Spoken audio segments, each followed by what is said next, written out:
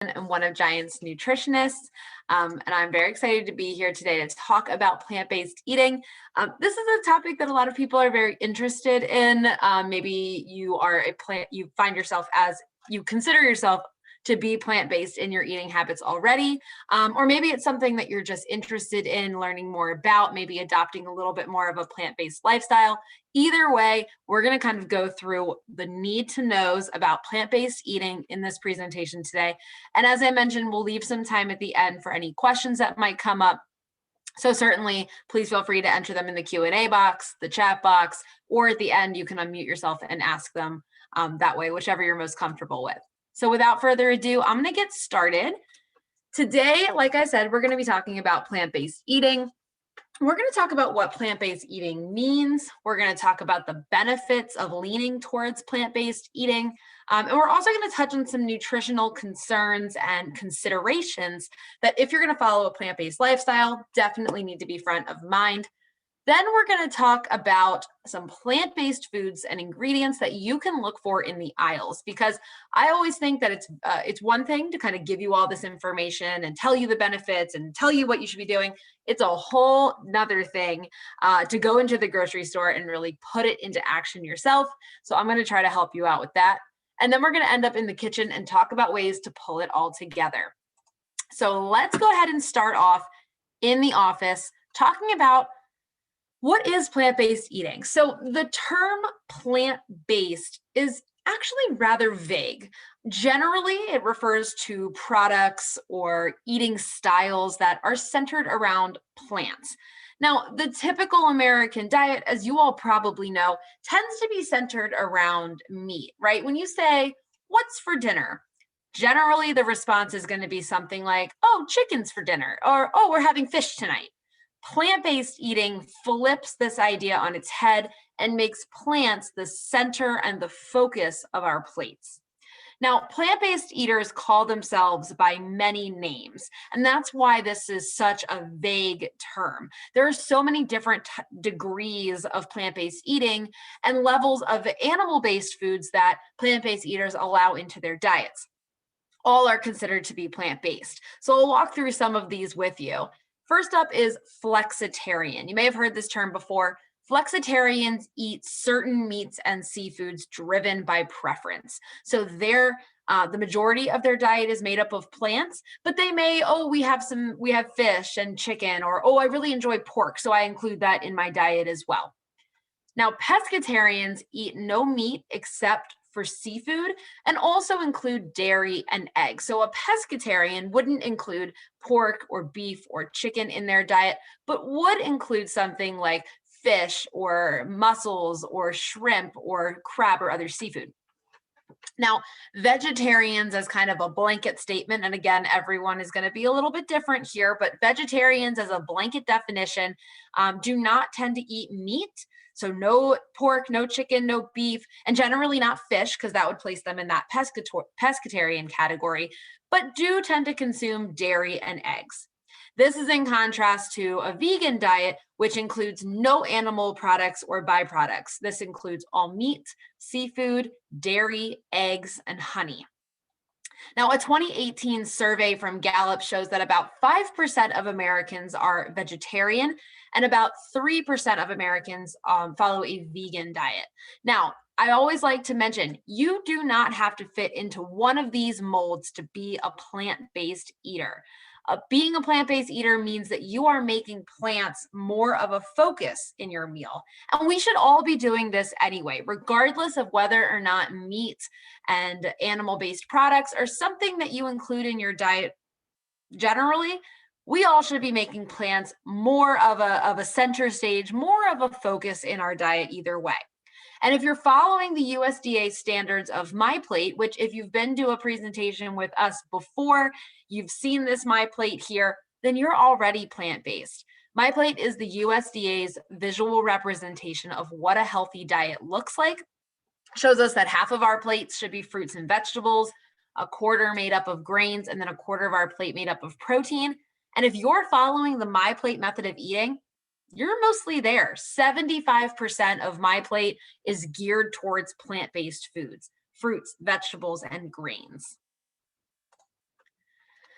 So I want to talk a little bit about the benefits of plant-based eating. In general, plant-based eaters tend to get more fiber in their diet, which makes sense because plant-based foods, think things like nuts and seeds and legumes, these are very high in fiber naturally. Plant-based eaters also tend to have less saturated fat in their diets. Saturated fat is the unhealthy kind of fat that can raise your cholesterol levels and cause an increased risk of heart disease down the road. And this type of fat is mostly found in animal products, things like red meat or the skin on chicken or butter or full fat dairy. So people who follow a plant-based style of eating tend to take in less saturated fat already, which is good for their heart. Plant-based diets have also been tied to a lower risk of many chronic diseases.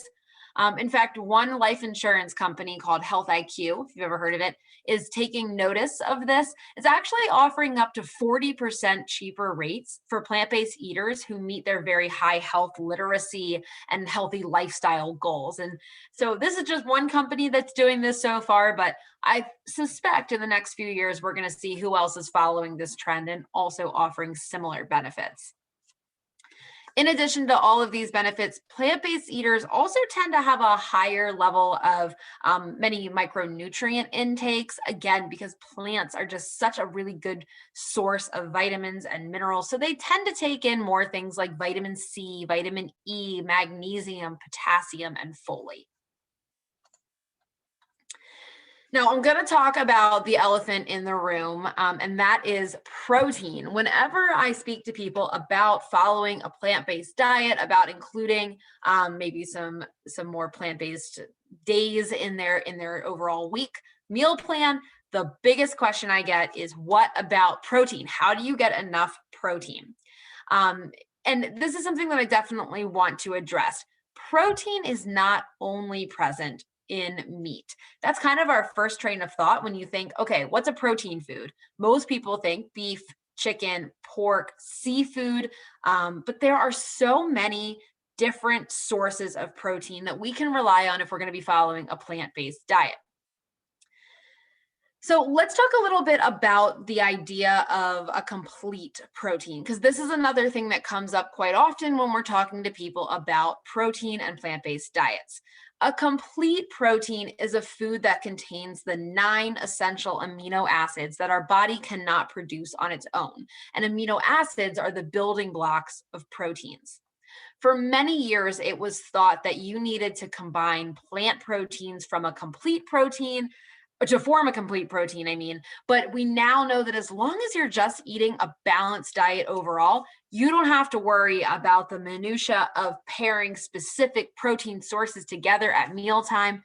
It is more important to look at your diet in the terms of a full day or even a full week, as opposed to a meal by meal kind of scrutiny. So again, following that balanced diet, following the MyPlate method of eating is going to ensure that you are getting all the nutrients that you need and making sure that you're prioritizing all of these nutrients of concern. So again, these plant-based sources of protein are going to be things such as beans, legumes, nuts, and seeds. These are going to be the highest sources of protein. And then underneath that, you're going to see whole grains are also going to provide protein, things like wheat, quinoa, wild rice, or farro. And then vegetables themselves are also going to offer some protein, things like broccoli, spinach, and kale. Not necessarily, you don't want to necessarily rely on just vegetables to meet your protein intake, but know that if you're including other plant-based sources of protein, whether it's beans or lentils or what have you, these vegetables can help supplement and support that overall protein intake. Now, of course, if you are completely eliminating animal foods from your diet, which once again, remember, the definition of plant-based does not necessarily mean elimination of all animal foods from your diet. It may simply just mean intaking more produce and grains and plant-based foods. But if you are going to completely eliminate animal foods from your diet, this may affect your intake of some specific nutrients, and that's what I'm going to talk about on the next slide. Often these are more of a concern for people who not only cut out meat and seafood and chicken, but also do not consume eggs and dairy. These are some options that are 100%, that if you're following a 100% plant-based eating, that you should really be taking note of. So let's start off with vitamin D. Vitamin D comes from regular sun exposure. It's very rare that we find food sources of vitamin D naturally. There are some things like fortified milk, fortified orange juice, egg yolks. But again, if you're not eating eggs, then that kind of cuts that out, as well as mushrooms. And so really our best source of vitamin D is from the sun, is from getting some daily sun exposure, of course, safely. You want to prevent burns as well. But getting some vitamin D from the sun is going to help you make sure that you're getting that very important nutrient, which helps with your bone health. Moving on, vitamin B12 is actually found basically exclusively in animal foods naturally. So if you are cutting out all animal foods from your diet, vitamin B12 is one that you really want to make sure that you are focusing on. There are some ways to get vitamin B12 from a plant-based diet. That's going to be things such as nutritional yeast, fortified breakfast cereals, meat alternatives tend to have vitamin B12 added in. And if you're not including any of these things in your diet, then you may want to ask your doctor about supplementation. In terms of minerals, calcium is probably the biggest thing we want to consider. If you are cutting out all animal products from your diet, you want to make sure that you're still getting in calcium. Calcium works with vitamin D to help strengthen our bones and really helps prevent the onset of osteoporosis later in life. This is going to be important for everyone, but it's especially important for us women who are at a higher risk of osteoporosis later in life.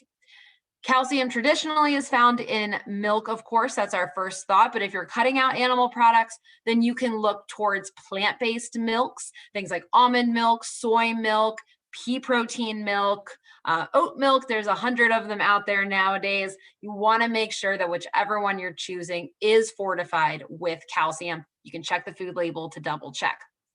Tofu is also going to be a good source of calcium. Leafy greens as well.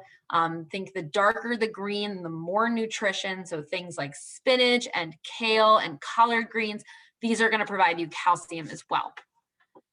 Moving on to trace minerals. They're called trace minerals because we don't need quite as much of them as something like calcium, but they're still very important.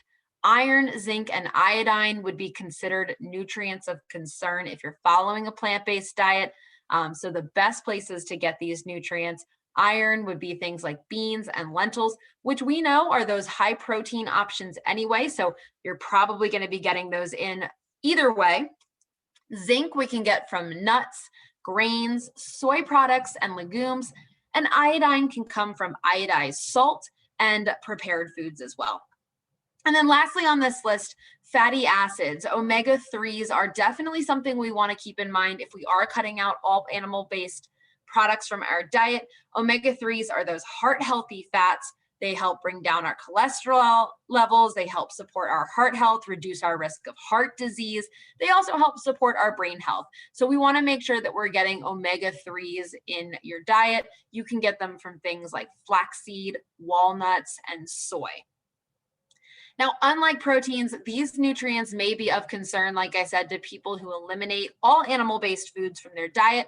So if that is something that you're interested in doing or something that you already do, I do recommend that you meet with a registered dietitian to discuss how you can supplement your food selections to meet all of your particular needs as you go more towards plant-based.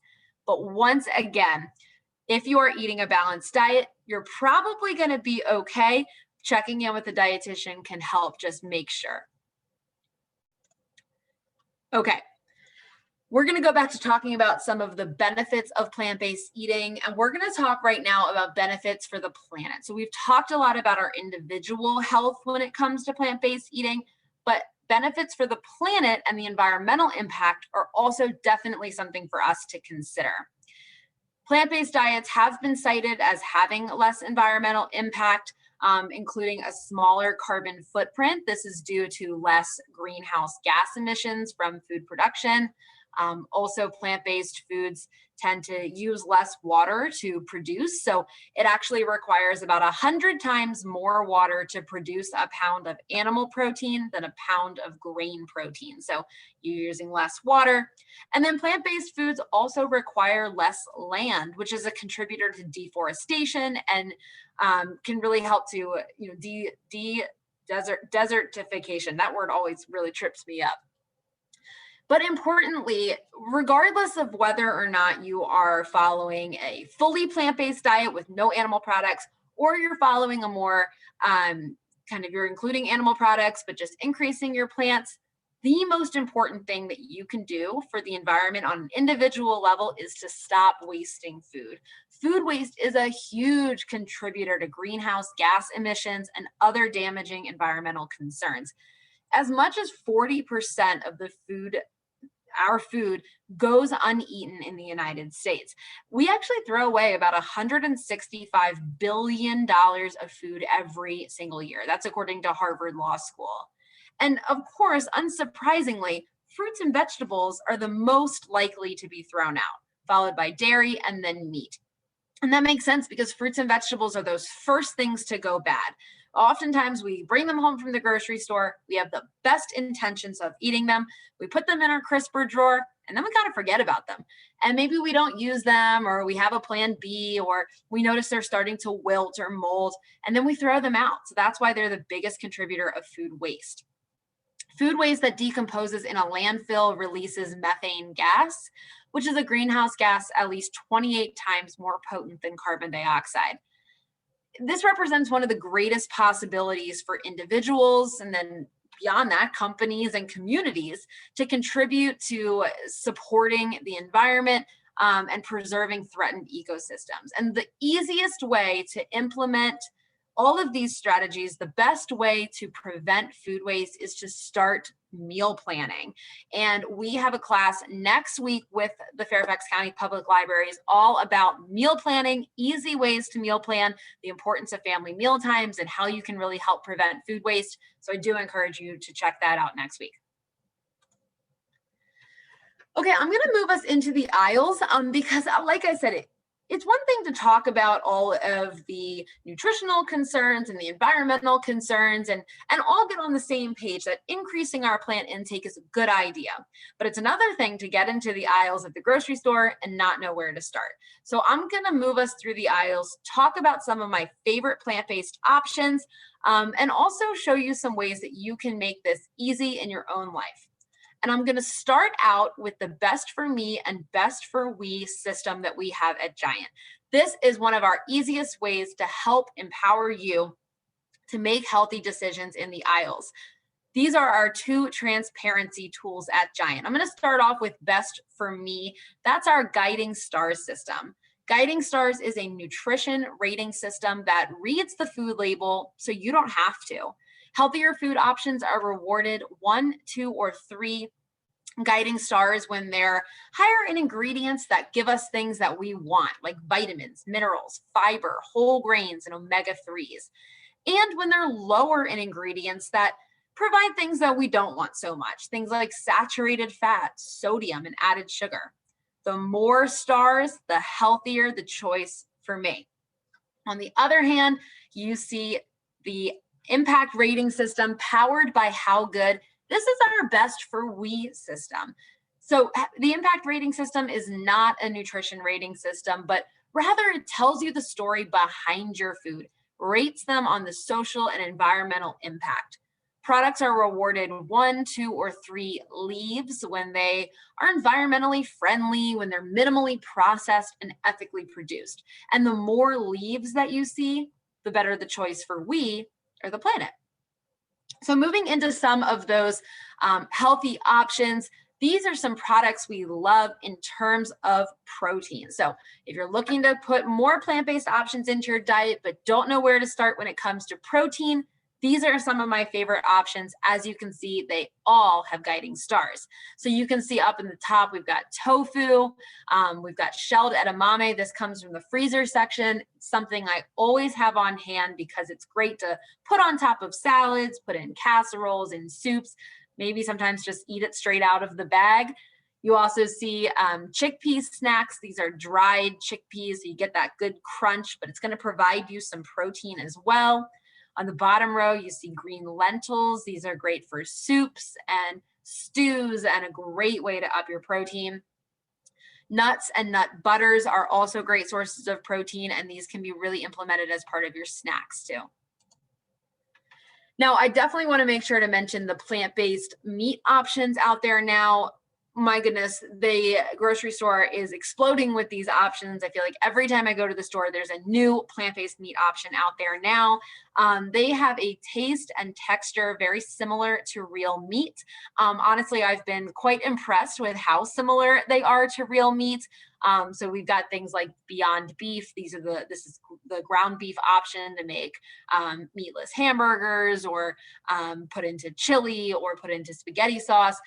There's also plant-based meatballs, plant-based sausages. There's even plant-based seafood out there now, which if you're suspicious of, I would encourage you to give a try too, because honestly, I was impressed. Now, what I always like to give a little bit of a disclaimer here, just because something is plant-based does not automatically make it healthier than the original version. It might be, but it might not be. And in the case of these plant-based meat options, oftentimes they are added with a little bit of extra saturated fat, extra sugar or sodium to make them taste as close as possible to the real thing. And so they can be a great option if you're looking to have something like a hamburger or a piece of sausage or something that's replicating that original meat. But you want to follow similar frequency as you would with regular meat. The American Heart Association recommends that we limit our red meat intake to about 1 to 2 times per week.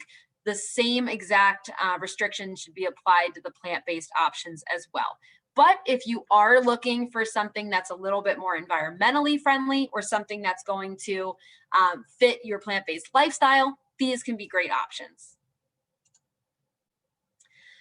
In terms of produce, of course, the whole produce section is plant-based, but I want to give a little bit of some shout outs to some all-stars that I really enjoy. Of course, cut vegetables are a time saver, and time is money. So to me, that's huge. And these cut spiralized noodles, the squash and zucchini noodles, these are awesome. You can also get riced cauliflower, both fresh in the produce section and in the freezer section. And then of course, local greens are another excellent choice. I will give a special shout out to Bowery Farming. Every month, the nutrition team picks a hand-picked item. This is our must try, not only for the excellent nutrition profile, but also for the superior taste. And this month, we're focusing on Bowery Farming. Bowery is located right in White Marsh, Maryland. It is a hydroponic farm, which means that all of their produce is grown indoors, pesticide-free, hydroponically. So that means that instead of using soil, they use a nutrient-rich solution that gives every leaf exactly what it needs when it needs it. The taste is amazing, so I highly encourage you to check it out. In terms of grains, these are some of my favorite options. We've got Dave's Killer Bread. It's filled with protein and fiber. Kodiak Cakes is a high protein, high fiber pancake and waffle mix. And then we've got the Nature's Promise red quinoa as well, a microwavable solution, time saver for sure, only about 90 seconds in the microwave where it might take 20 minutes on the stove.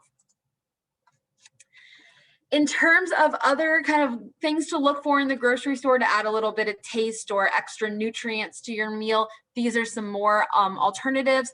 Nutritional yeast is a great source of B12, as I meant, vitamin B12, as I mentioned. It has a cheesy flavor, so a lot of times people will use this in casseroles or in stews to add that cheesy flavor, or you could sprinkle it right on top of popcorn, and it's super good. Good Karma products contain omega-3 fatty acids from flaxseed. This is a milk alternative, and you're getting those omega-3s. And then Bob's Red Mill has a whole ground flaxseed meal. This is going to be another great source of omega-3s. Okay, so now that we know how to fill our baskets and focus on those very important nutrients of concern, let's talk about how we can pull it all together at home. I'm going to start off with the USDA MyPlate. Remember, I said that the USDA MyPlate is that starting point for balanced eating. It's a visual representation of what a healthy diet and a healthy meal looks like. And the USDA MyPlate shows us that half of our plate should be filled with fruits and vegetables, a quarter of our plate with grains, and a quarter of our plate with protein. And when we're eating in this manner, we're really making sure that we're getting all of the nutrients that we need. So looking at this MyPlate right now, you can see, as I said before, that 75% of it is already naturally plant-based. And whether that fourth portion, that protein, is filled with animal sources or plant sources, either one is going to provide you the benefits nutritionally as long as you're eating balanced. So let's talk a little bit about how we can move towards this plate and make a plant-based meal. I'm going to start off with starting small. If you want to go plant-based and if you want to include more plant products and less animal products in your diet, it is important to start small. My first recommendation is to always reduce meat portions rather than just straight up going cold turkey and eliminating them. If you're looking at that MyPlate, remember, a quarter of your plate should be filled with protein. And you're thinking to yourself, okay, usually my plate has about half filled with protein and about a quarter plate filled with produce. The first place to start shifting the portion sizes of your foods to start resembling the MyPlate more. You can start cutting down the portion size of your meat option, increasing the protein from your whole grains, or increasing your produce to get more fiber. And that is the best place to start, as opposed to eliminating the meat altogether and really kind of starting from scratch. Once you get past that point where you are shifting the portion sizes of your foods, then you can swap out the meat if you choose to. You want to make it easy on yourself. Alter your current favorite meals to become plant-based. So for example, if you love lasagna, and who doesn't, and you typically include meat, maybe beef or sausage, in your meat sauce in your lasagna, try to make lasagna with a vegetarian sauce. You can cut up onions and carrots and zucchini and include it in your meat sauce, in your tomato sauce, and layer it on the lasagna. Or try some of those plant-based meat crumbles to give you a similar taste and texture, but without the meat. Or if you love chili and you typically include ground beef or ground turkey, you can try a bean and lentil chili. If you love chicken parmesan, you can try an eggplant parmesan. If you love a burger, maybe look for some of those plant-based options or a black bean burger. If you love a stir fry, you can make stir fries with veggie and tofu or beans. You can add an egg if you're not following a vegan diet, but following more of a vegetarian or flexitarian diet. The best thing that you can do is make it easy on yourself by altering meals that you already know and love and making them a little bit different. My recommendation would be, when you're starting out at increasing your plant-based options, focus on just one meal a day. Focus on one day of the week you could do, as opposed to trying to do it all at once. It can be very overwhelming that way. So focus maybe just on breakfast, lunch, or dinner, or maybe one day out of the week, and see if you can make your plant-based options work there. You can always expand later. And if you are looking for cooking inspiration, these are some of my favorite options. And I have to give a very, very special shout out to giantfood.com/savory. This is our online recipe database. You can filter your recipe results by guiding stars, so you can always make sure that you're getting the healthiest options out there. But what I love about our savory database is that all the recipes are delicious. They don't take too much time to make, and they don't take too many ingredients to make. So I definitely encourage you to check that out. And if you're looking for more nutrition information, I encourage you to go to our website at giantfood.com/nutrition. There you can connect with a nutritionist. You can take a free online class. Again, we will also be back the next 2 Thursdays right here with the Fairfax County Public Libraries with more nutrition topics. You can also read our blog, listen to our podcast, and while you're online, I encourage you to check out our Healthy Living by Giant Facebook group. This is an awesome community of people. The nutritionist team is in the group every single day, offering inspiration, education, recipes, resources, answering questions. It's a great place to be. Again, it's the Healthy Living by Giant Facebook group. And that wraps up our webinar on plant-based eating today. I thank you so much for allowing me to be here and share this information with you. At this time, if there are any questions, please feel free to either enter them in the Q&A box, in the chat box, or feel free to unmute yourself and ask me. I would love to answer your questions. Thank you so much for being here. I really appreciate it.